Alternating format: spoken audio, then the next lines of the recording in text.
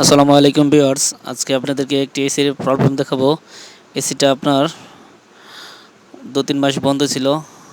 2-3 মাস পর হঠাৎ করে চালানোর পরে দেখা যায় এসি দিয়ে বৃষ্টির মতো পানি পড়তেছে। তো এসিটা এখন খুলবো, খুলে আপনাদেরকে দেখাবো কি সমস্যা। খুলতে গিয়ে হঠাৎ ভয় পেয়ে গেলাম। ড্রেন লাইনের ভিতরে মনে হইতেছে যে রাসেল ভাইপারের বাচ্চার মতো দেখা যাচ্ছে। এরকম দেখে হঠাৎ ভয় পেয়ে গেলাম।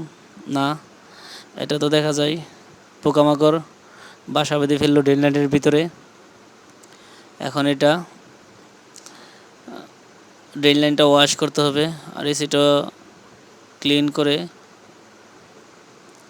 আবার পুনরায় ফিটিং করে চালালেই ঠিক হয়ে যাবে।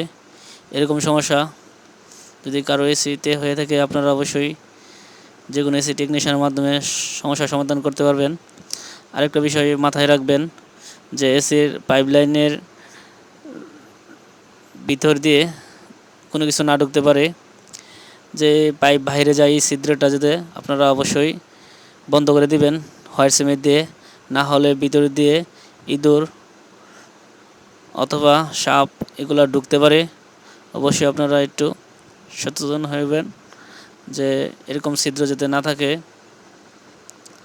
আর এসিতে আপনার প্রতি বছরে একবার করে সার্ভিস করাবেন, তাহলে এসিগুলো ভালো থাকবে এবং ঠান্ডাও ভালো দেবে।